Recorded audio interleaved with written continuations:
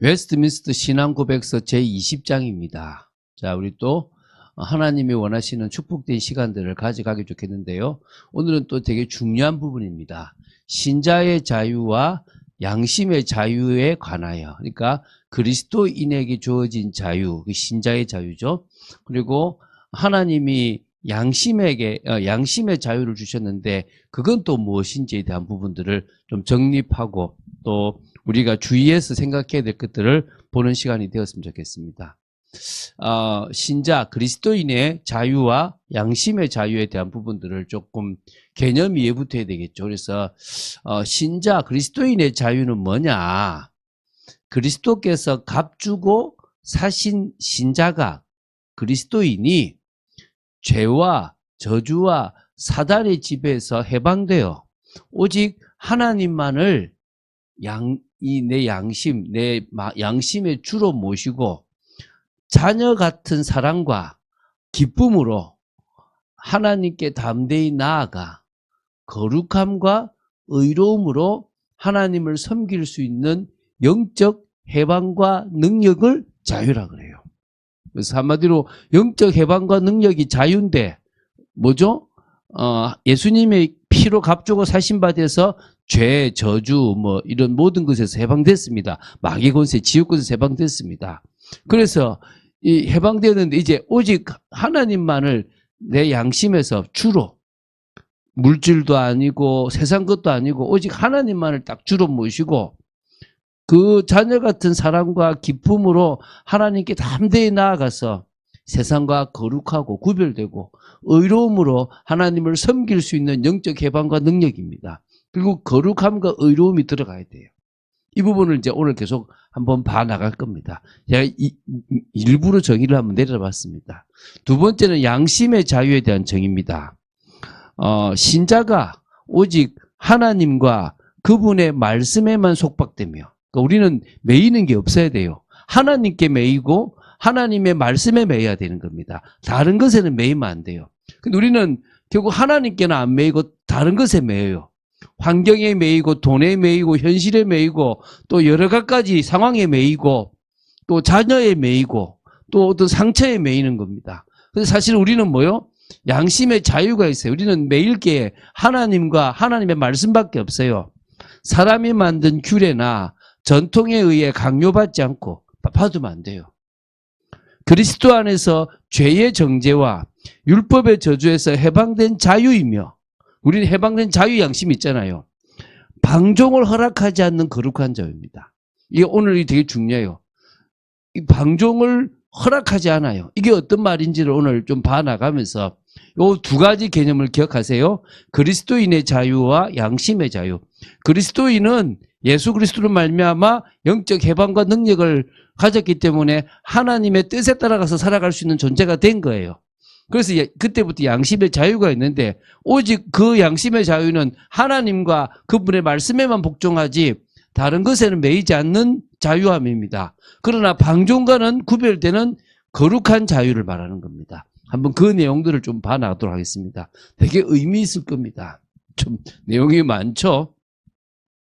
자, 그리스도인의 자유, 신자의 자유죠. 한번 읽어볼게요.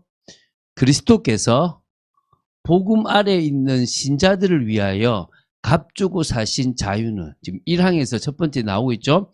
그리스도께서 복음 아래 있는 신자들을 위해서 사실 십자가의 죽고 부활하심으로 말미암아 우리를 당신의 피로 값주고 사신 그 자유는 죄의 책임이죠. 죄책.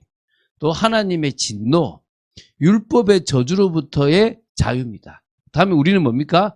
예수 그리스도 안에서의 자유를 누리는 신자는 죄의 책임에서 자유해요. 하나님의 진노에서 자유해요. 율법의 저주에서 자유합니다. 또 현재의 악한 세상과 사탄의 속박과 죄의 지배와 환난의 괴로움, 이거는 이제 현재입니다. 현재. 그렇죠, 그죠? 그리고 미래죠. 죽음의 고통, 무덤의 승리, 영원한 파멸에서 구출된다. 다시 말하면 과거에 우리의 이런 진노 저주에서 해방됐고 죄에서, 그죠? 현재와 미래에 현재 사단에게 묶여있는 것과 미래 지옥 갈 것이 다 해결됐습니다. 이건 정확한 복음이죠. 구원은 과거 문제, 현재 문제, 미래 문제 해결입니다. 정말 정의 잘 내렸죠.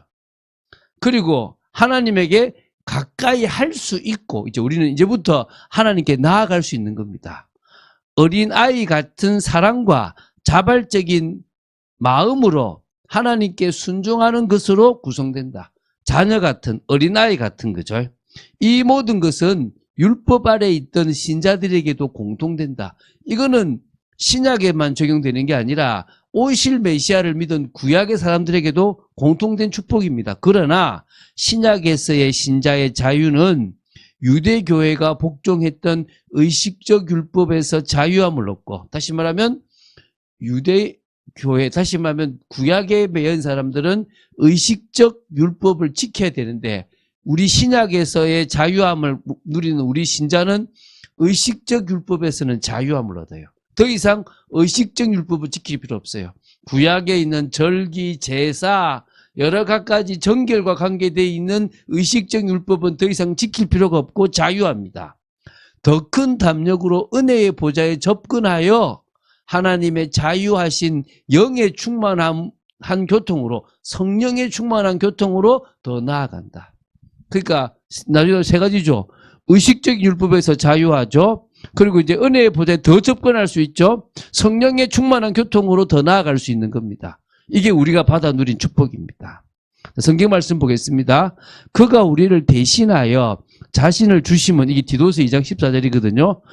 모든 불법에서 우리를 속량하시고 우리를 깨끗하게 하사 선한 일을 열심히 하는 자기 백성이 되게 하려 하십니다. 우리가 예수님의 그 십자가의 죽으심으로 말미암아 다 해방되고 자유함을 누림으로 하나님의 백성이 된 겁니다. 주님의 백성요. 갈라디아서 1장 4절에는요. 그리스도께서 하나님 곧 우리 아버지의 뜻을 따라 이 악한 세대에서 우리를 건지시려고 우리 죄를 대속하기 위하여 자기 몸을 주셨다라고 나옵니다. 로마서 5장 1절, 사실 이게 이제 로마서 8장으로 바뀌었는데 먼저 보겠습니다. 그러므로 우리가 믿음으로 의롭다 하심을 받았으니 우리 주 예수 그리스도로 말미암아 하나님과 화평을 누리자. 또한 그로 말미암아 우리가 믿음으로 서 있는 이 은혜에 들어감을 얻었으며 하나님의 영광을 바라고 즐거워하느니라. 이제 더더욱 영원한 소망을 하나님 앞에 나아가는 이렇게 나아갈 수 있게 되었고요. 더 나아가서 이제 하나님의 영광, 영화로운 몸을 바라게 됐습니다. 로마서 8장 28절, 우리가 알거니와 하나님을 사랑하는 자 곧 그의 뜻대로 부르심을 입은 자들에게는 모든 것이 다 합력하여 선을 이룹니다. 또 사랑 안에는 두려움이 없고 온전한 사랑이 두려움을 내쫓나니 두려움에는 형벌이 있습니다. 두려워하지 않는 자는 사랑 안에서 온전히 이루지 못하였느니라. 우리는요, 두려움까지도 다 몰아낸 우리 마음이 이제 자발적인 사랑과 그 마음으로 이제 뭐들 하든 간에 하나님께서 선하게 우리를 이끌어 가신다고 믿으시기 바랍니다. 고린도후서 3장 13절, 17절, 18절인데요. 우리는 모세가 이스라엘 자손들에게 장차 없어질 것에 결국을 주목하지 못하게 하려고 수건을 그 얼굴에 쓴 것 같이 아니하노라. 주는 영이시니 주의 영이 계신 곳에는 자유가 있느니라. 우린 성령이 있으면 자유가 있습니다. 우리가 다 수건을 벗은 얼굴로 거울을 보는 것 같이 주의 영광을 보매 그와 같은 형상으로 변화하여 영광에서 영광이 이르니 곧 주의 영으로 말미암음이라. 우리는 지금요, 영광에서 영광을 이룰 수 있을 만큼 주의 영광을 볼 수 있는 구약에 있는 사람들과 다른 수건을 가릴 정도의 그런 수준의 그런 모세가 가지고 있는 은혜, 그게 아니라 더 큰 은혜를 지금 받아 누렸다라고 하는 겁니다. 자, 그럼 이게 무슨 말이냐? 그리스도께서 값주고 사신 그리스도의 자유는 한마디로 영적 해방입니다. 엄청난 축복입니다. 이걸 한번 또 보겠습니다. 자, 그리스도께서 십자가 피로 값주고 사신 그리스도인의 자유는요, 이제 요 어떤 내용이냐? 세 가지죠. 죄와 심판으로부터 자유입니다. 이게 과거입니다. 악한 권세로부터 자유입니다. 현재입니다. 고통, 사망, 멸망으로부터 자유입니다. 미래입니다. 죄책, 죄의 형벌, 하나님의 진노, 율법, 도덕적 저주, 이 부분에서 우리는 완전히 해방됐습니다. 우리는 더 이상 죄에 매이지 않습니다. 여러분, 죄 중에서요, 조상의 죄는 치지 마세요. 조상의 죄는 죄가 아닙니다. 조상의 죄는 조상의 죄입니다. 그러면 그 죄가 우리한테는 저주로 오는 거지, 우리의 죄는 아닙니다. 조상의 죄가 우리의 죄는 아니고 저주가 올 뿐입니다. 죄 때문에 오는 저주는 같지만 내용이 다릅니다. 저 죄는 우리 죄는 아닙니다. 그래서 우리가 있는 죄는 뭐라고요? 원죄와 자범죄, 이 두 가지가 죄입니다. 이해가 되시죠? 그죠? 그 죄 때문에 저주가 오는 것은 조상의 죄 때문에 오지만, 그러나 조상의 죄가 우리의 죄는 아닙니다. 그렇게 이해하시면 됩니다. 악한 권세로부터의 자유라는 것은요, 악한 세상, 사단의 종로, 속박, 죄의 지배 아래 있는 상태에서부터 자유입니다. 그러니까 해방됐죠. 운명 사주팔자에서.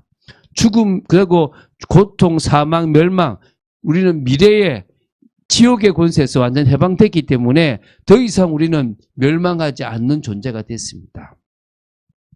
또 나오지만은 자유의 목적입니다.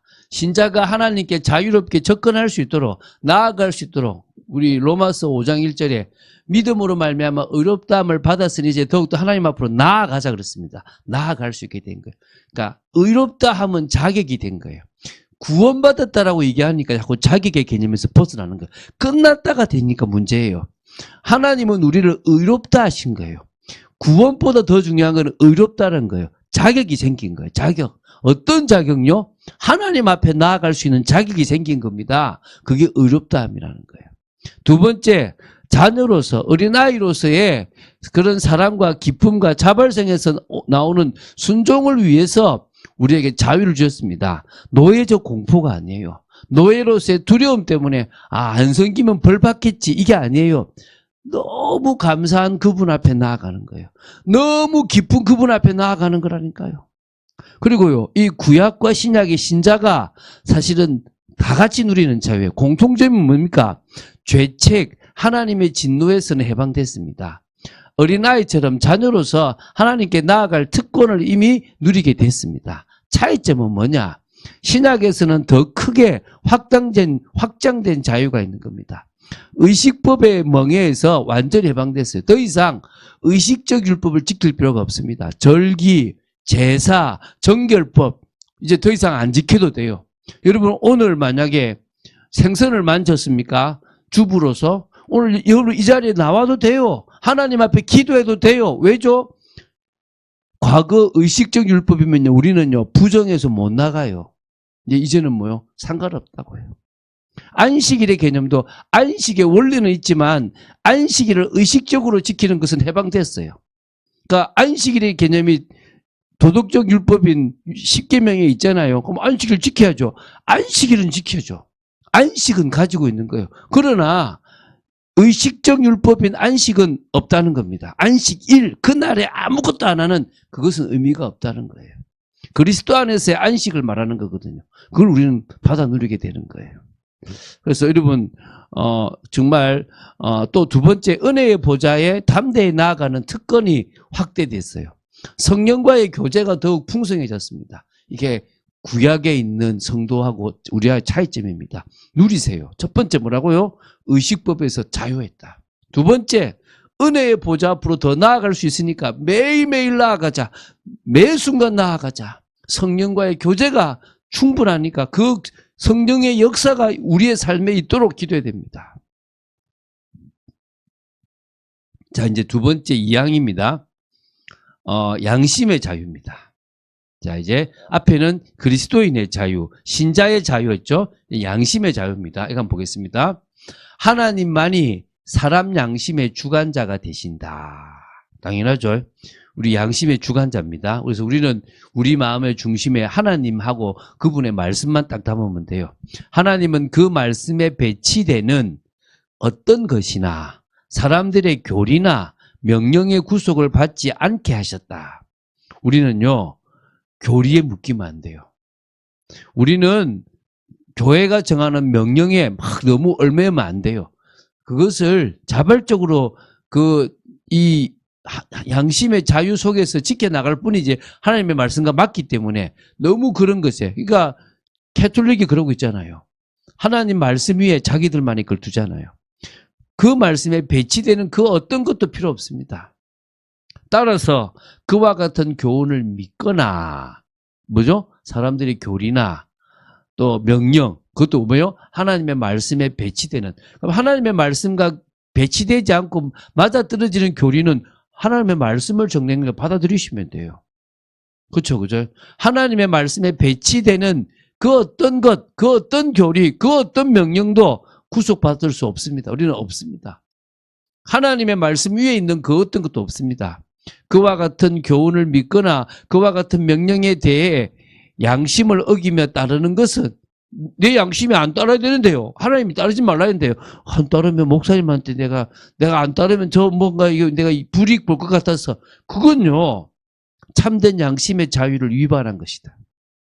하나님이 우리에게 그리스도인으로서 양심의 자유를 주셨고 그 양심의 자유의 주관자는 하나님인데 하나님 위에 다른 것을 두는 것하고 똑같은 거예요. 참된 양심의 자유를 위반한 거예요. 그리고 맹목적 믿음을 강요하는 일은 양심과 이성의 자유를 파괴하는 것이다. 맹목적 믿음 다 틀린 겁니다. 무조건 믿어 이게 아닙니다. 여러분 성경 말씀을 제대로 알고 믿어야 돼요. 제가요 이 앞부분만 말보다 뒷부분을 보는데요. 야, 이게 다 있었구나. 내가 왜 그때 사실은 제가 이거를 신학생 때 이 상권을 봤거든요. 학원을 봤었어야 돼요. 학원을 봤었더라면 제가 전에 있었던 교단에서 꽤 많은 이야기들을 하실 수도 있었을 것 같아요. 좀 더 가보면 알 겁니다. 자, 우리 성경 보겠습니다. 야고보서 4장 12절. 입법자와 재판관은 오직 한 분이시니 능히 구원하기도 하시며 멸하기도 하시느니라. 너는 누구이기에 이웃을 판단하느냐. 판단하지 말라는 말이 있고요. 판단했다 이런 표현도 있어요. 무조건 판단이 나쁜 건 아닙니다. 사람을 정죄하고 죽이려고 하는 게 아니라 교회를 지키고 그 사람을 살리기 위해서 판단하는 부분은 필요한 것도 있어요. 고린도전서 5장에 바울이 그 사람을 판단했다는 표현이 있거든요. 그러나 하나님의 자리에서 맞다 틀리다를 판단하면 안 되는 겁니다. 그것은 우리가 할 게 아닙니다. 하나님의 말씀에 근거해서 그 사람에 대해서 그건 틀렸다 맞다라고 하는 부분은 필요한 것들이 있다는 거죠. 좀 잘 생각하셔야 됩니다.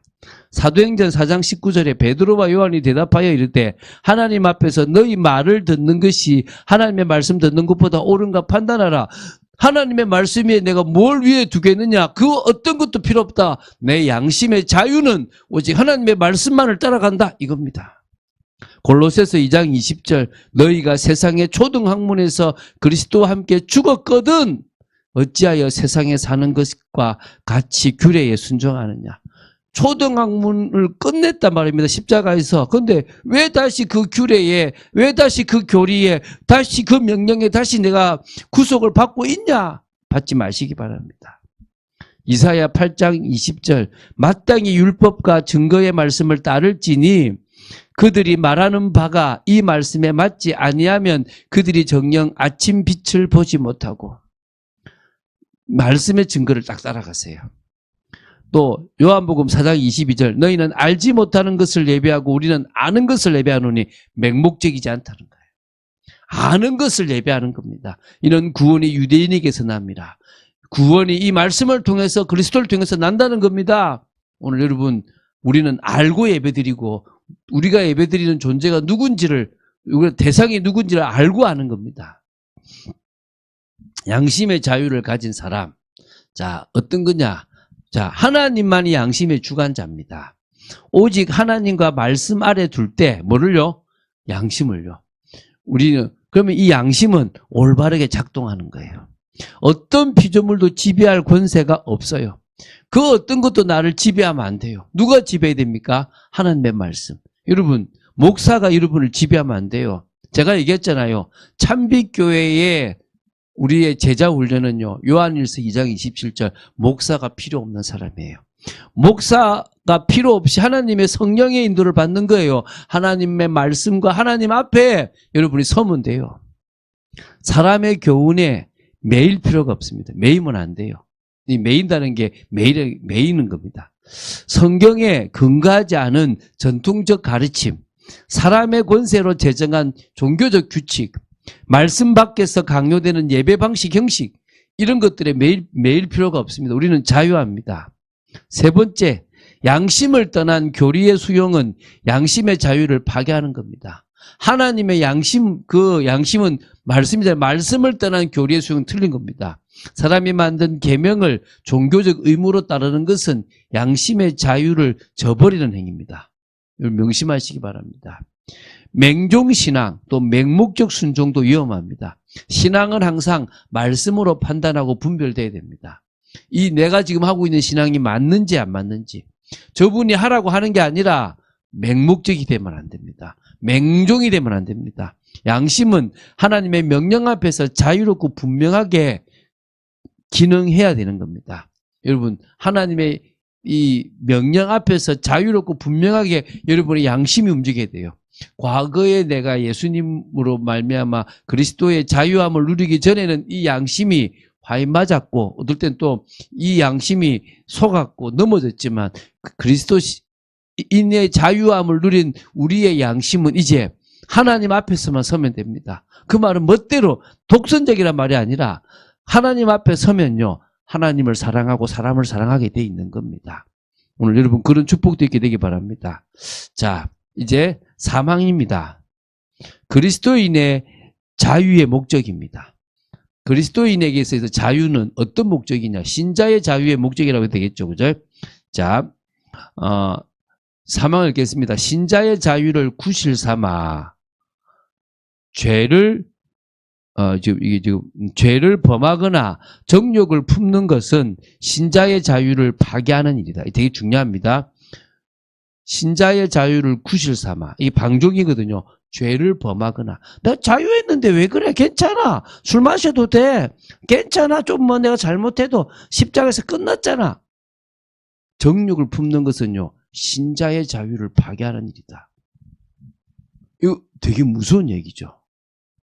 신자의 자유를 구실 삼아 내가 그리스도 안에서 자유했다고 해서 죄를 범하거나 정욕을 품는 것은 신자의 자유를 파괴하는 일이다. 신자의 자유는 우리가 원수의 손에서 구원을 얻어 우리의 전 생애를 통해 하여 두려움 없이 주님 앞에서 거룩하고 의롭게 섬기는 것이다. 이게 중요한 거예요. 얼마나 위험합니까? 여러분, 자유했다라는 핑계로요, 다 가하다 그랬다는 핑계로, 현장 체험한다라는 핑계로요, 범죄를요 정당화시키면 안 돼요. 그 심각한 거예요. 제가 이걸 왜 못 봤을까 이런 생각이 들어요. 갈라디아서 5장 13절요. 형제들아, 너희가 자유를 위하여 부르심을 입었으나 그러나 그 자유로 육체의 기회를 삼지 말고 오직 사랑으로 서로 종노릇하라. 육체의 기회를 삼지 말라고요. 죄를 범하거나 정욕을 품거나 타락하는 것에 기회를 삼지 말라는 거예요. 베드로전서 2장 16절, 너희는 자유가 있으나 그 자유로 악을 가리는 데 쓰지 말고 오직 하나님의 종과 같이 하라. 그죠? 베드로후서 2장 19절에 그들에게 자유를 준다 하여도 자신들은 멸망의 종들이니 누구든지 진 자는 이긴 자의 종이 됨이라. 우리는요, 이긴 자입니다. 우리는 더 이상 죄의 종노릇 하지 마세요. 그런데 우리가 다시 들어가 버리면요, 원수 마귀에게 지는 종노릇 하는 거예요. 따라가면 안 돼요. 요한복음 8장 34절에 예수께서 대답하시되 진실로 너희를 이르노니 죄를 범하는 자마다 죄의 종이라. 이거는 사실입니다. 자, 그래서요, 그리스도인의 자유의 오용과 참된 목적이에요. 그리스도인이 자유를요 잘못 쓰고 있는 거예요. 이게 무슨 말이냐? 자유를요 죄의 구실로 삼는 것은 자유의 목적을 파괴하는 것이다. 다시 말하면 자유를 방종에 사용한다면 그것은 자유가 아니라 타락한 본성의 또 다른 속박이 되는 거다. 뭐예요? 죄를 지을 핑계, 자기 욕망과 정욕을 정당화하는 수단으로 사용한다면, 내가 세계복음화라고 말은 하는데 육신적인 물질에 빠져서 거기서 허우적된다면 그것은요 자유가 아니라 타락한 본성의 또 다른 속박이 되는 거예요. 신자의 자유는 내 마음대로 해도 된다. 율법적 순종이 필요 없다라는 의미가 아닙니다. 오늘 이거를 여러분 속에 딱 각인시키세요. 아, 방종이 안 되는구나. 믿음에서 믿음으로 가야지, 믿음에서 율법으로 가도 안 되고, 믿음에서 방종으로 가도 안 된다. 믿음에서 믿음으로 가야 된다. 이거 되게 중요한 거거든요. 여기 지금 웨스트민스터 신앙고백서 정리를 다 한 거예요, 사실은.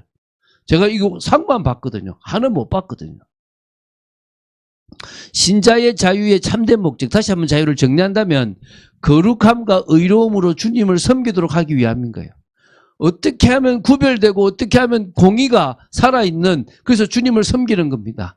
죄의 굴레에서 벗어나 하나님을 기쁘시게 할 수 있는 새 생명의 능력을 얻고 평생 하나님을 예배하며 예배하고 섬기고 거룩함과 의를 실천할 수 있도록 주어진 자유가 신자의 자유라는 거예요. 그리스도인의 자유라는 거예요. 그래서 여러분, 이 자유 1번부터 4번까지 정의를 딱 모으면 거룩함과 의로움으로 주님을 섬기도록 하기 위해서 자유함이 주어졌다라는 거예요. 참 되게 이렇게 분명하지 않습니까? 그래서 그리스도인의 자유에 제한성이 있어요. 제한이 될 필요가 있는 거예요. 이게 좀 또 봅시다. 사항입니다. 좀 어렵습니다. 이거는요.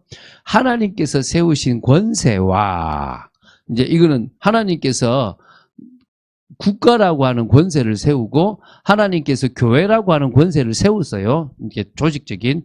그리스도께서 피로 값주고 사신 자유는, 개인에게, 그리스도인에게 주어진 자유는 서로 도와서 보존하게 하려는 것이기 때문에 상반되지 않다는 거예요. 서로 보완, 보존, 협력하는 겁니다. 그러니까 올바른 정부가 돼야 될 필요가 있는 거죠. 그죠? 그 정부가 무너지면 문제가 되겠죠. 그럼 우리 신자는 되게 힘듭니다. 신자의 자유를 구실 삼는 어떤 사람들의 시민적이든 교회적이든 간에 그것의 합법적 권력과 행사를 반대하는 사람은, 그러니까 내가 자유롭다. 난 더 이상 국가법, 교회법에 집일받을 필요 없어. 나는 그것이 필요 없다. 이러면 안 되는 거예요. 왜? 시민적인, 국가죠. 교회적, 이거는 교회죠. 이런 합법적 권력과 행사는 있다는 거예요. 이걸 반대하면 안 돼요. 사람은 하나님의 규례를 반항하는 것이다. 다시 말씀드립니다. 국가의 권력, 교회의 어떤 그런 특별한 권세나 그리스도인의 자유는요, 상호 보완적이고 조화를 이룹니다. 그래서 신자는 자유로워야 된다는 것 때문에 국가나 교회의 합법적인 권력과 행사를 반대하는 것은 하나님의 규례를 반항하는 것입니다. 있으면 안 되죠. 한편 그들의 이러한 의견의 발표나 그 실행의 지속은 본성의 빛과 잘 알려져 있는 기독교의 권리나 경건에 배치되는 것이다. 다시 말하면 그리스도인은 자유하기 때문에 그런 것에 복종하면 안 돼. 특히 여러분 워치만리처럼 무교회주의, 이것도 문제인 거예요. 또 우리가 왜 정부한테냐, 그거는 그러니까 총도 잡으면 안 돼, 뭐 이런 식의 거 있잖아요. 그죠? 막 이런 것이 너무 심하면요, 이것은요 기독교의 권리나 경건과 배치되는 것입니다. 그리고 그들 자신의 본성에서나 그것들을 발표하고 지속하는 방법에 있어서 이러한 그릇된 의견이나 행실은 그리스도께서 교회 안에 세우신 외적 평화와 교회의 어떤 평화와 질서를 파괴하는 것이므로 그들은 일반법으로 문책을 받을 것이요, 정부의 법에 문책을 받게 되고요. 지금 너무 막 정부를 대항하는 거, 물론 정부가 잘못하면 해야 되겠죠. 그걸 너무 그리스도인의 자유라고 하면서 하는 것도 문제인 거예요. 그럼 일반법으로 문책을 받습니다. 교회의 법규에 따라 처분될 수 있다. 교회법에서도 처분될 수 있는 거예요.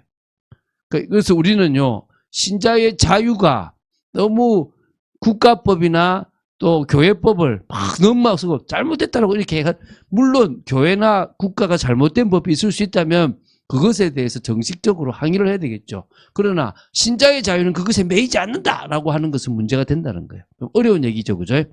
자, 보겠습니다. 마태복음 12장 25절 예수께서 그들의 생각을 아시고 이르시되 스스로 분쟁하는 나라마다 황폐해질 것이요 스스로 분쟁하는 동네나 집마다 서지 못하리라.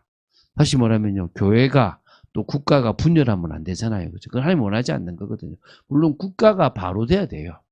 국가가 저 김일성이나 이런 그런 독재 체제 속에 있다면 그리고 독재 체제도 상관없는데 하나님을 못 믿게 한다면 그걸 따라갈 필요가 없겠죠. 그죠? 그러나 또 그 나름대로의 그 질서 속에서 이제 지켜나갈 것들이 있는 거죠.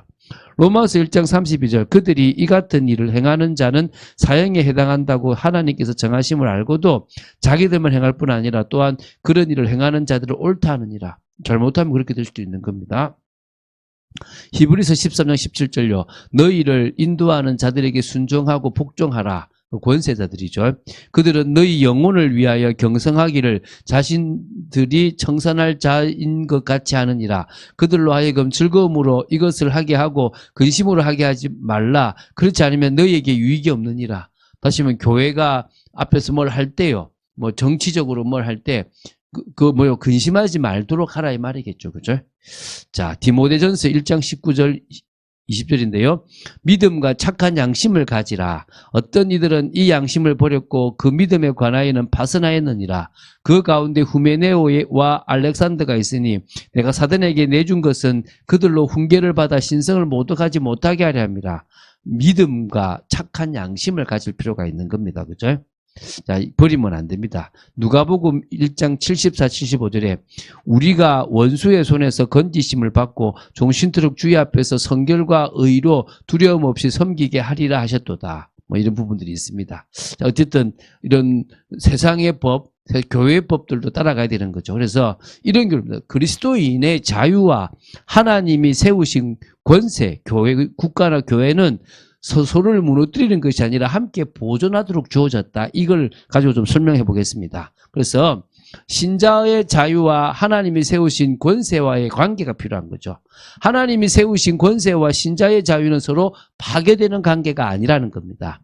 하나님은 세상 유지를 위해서 국가적 권세와 교회적 권세를 세우셨습니다. 하나님은 권세와 자유를 함께 주셨습니다. 서로를 보존하고 지지하고 조화롭게. 그래서 민주주의가 언제 좋았냐면 기독교 세계관 속에서 민주주의가 꽃을 피웠을 때 그때는 대개 서로가 보존되고 지지되고 좋아하는 그 보완 관계가 되었다는 겁니다. 지금은요, 이 기독교 세계관이 없으니까 이걸 이용해서요, 표만 많으면 되는 식으로 해버리기 때문에 문제가 됩니다. 그 되게 위험한 겁니다. 자유라는 이름으로 합법적 권세를 거부하는 것은 하나님께 대한 반역입니다. 권세는 하나님께서 세우셨습니다. 이거는요, 무조건 저성권을 인정해라 이 말이 아니라 하나님이 권세라고 하는 이 몽둥이를 준비해서 잘못하는 사람을 감옥에 집어넣는 거예요. 우리가 바르게 살아가라 이 말이죠. 법을 지키고. 그리스도인의 자유는 권세를 파괴하라고 주신 것이 아닙니다. 그 안에서 양심의 자유를 따라서 인도받는 겁니다. 주님의 말씀 따라가는 거예요. 말씀에 따라서 우리는 인도받는 겁니다. 말씀의 기준에서 우리는 사랑하고 협력하고 하나 돼야 되니까, 그죠? 기독교적 원리와 경건을 파괴하는 사상과 행위는 잘못됐다. 그러니까 다시 말하면요, 성경적 신앙관, 세계관, 예배, 생활 원리에 어긋나는 주장은 잘못됐습니다. 기독교의 건전한 상식과 경건의 원리를 파괴하는 의견도 잘못됐습니다. 이런 잘못된 사상을 지속적으로 지지하거나 조장하는 행위도 잘못됐습니다. 그래서 교회적 징계의 대상이 될 수, 이런 사람들은 받을 수 있는 겁니다. 교회의 원리와 합법적 권세에 대해서 성경적 태도를 거부하는 행위는 교회가 합법적으로 문책도 할 수 있고 고소도 할 수 있다라고 하는 겁니다. 그래서 여기까지 안 가는 게 중요하겠고, 우리가 스스로 그리스도인의 자유와 양심의 자유를 가지고 살아가야 되겠죠. 그래서 이제 정리해 보겠습니다. 첫 번째, 우리에게는 그리스도인의 자유, 신자의 자유가 있다. 그것은 그리스도께서 값주고 사신 자유인데 과거 죄와 심판에서의 자유고, 또 현재 악한 권세로부터의 자유고, 세 번째, 지옥 권세, 고통, 사망, 멸망으로부터의 자유다. 우리는 과거와 현재와 미래로부터 완전한 자유를 받았다. 그리고 우리는 뭐가 있습니까? 양심이 있다. 양심에도 자유가 있는데 그 자유는 주권자이신 오직 하나님의 뜻에 따라가는 것이다. 하나님 앞에 있을 때, 하나님의 말씀 앞에 있을 때 올바르게 작동된다. 사람의 교훈이나 양심을 떠난 교리나 맹종신앙이나 잘못된 맹목적 순종은 거부한다. 우리는 신자로서 자유하지만 하나님 앞에 절저히 순종한다. 그래서 이렇게 하시면 돼요. 제가 늘 얘기하잖아요. 자, 우리는 종인데 아들이에요. 그러니까 자녀란 말이에요. 그러면 뭐냐? 세상에서는 자녀가 되세요. 하나님 앞에서는 종이 되세요. 근데 우리는 거꾸로 해요. 세상에서는요, 어떻게 살아가요? 종처럼 살아가요. 하나님 앞에서 자유, 내가 자녀지 않습니까? 이러고 있어요. 거꾸로 하세요. 여러분이 세상에서 자녀입니다. 내가 하나님의 자녀인데 내가 여기에 왜 매이냐? 내가 당당하게 살아가시는 겁니다. 그러나 하나님 앞에서 난 당신의 종입니다. 이렇게 살아가시면 돼요. 세 번째, 자유라는 것을요, 그리스도인의 신자의 자유를 오용하면 안 돼요. 자유는 거룩함과 의로움으로 주님을 섬기기 위한 것이기 때문에 신자의 자유를 죄나 욕심의 핑계로 사용하는 것, 구실 삼아가지고 난 자유한다 구실 삼아서 죄 짓고 정욕을 하는 것은요, 방종입니다. 자유의 목적을 파괴하는 겁니다. 여러분, 이거 되게 심각한 겁니다. 어떤 존재도요, 그리스도 안에서 끝났다고 하면서 이러면 이거는요, 그건 더 매이는 겁니다. 마귀에게 종되는 겁니다. 신자의 자유와 합법적 권세, 국가 교회는요, 서로 파괴되지 않는다. 충돌하지 않고 서로를 보존하고 지지하고 좋아하게 돼 있다. 그래서 이거를 일방적으로 자기의 기준에 따라서 깨버리면 합법적 권증이 오게 된다. 문책도 받고 고소도 받고 되게 돼 있는 것이다. 그럼 조금 기억하시기 바랍니다. 여러분에게는 두 가지 자유가 있습니다. 하나는 뭐라고요? 신자의 자유, 그리스도인의 자유입니다.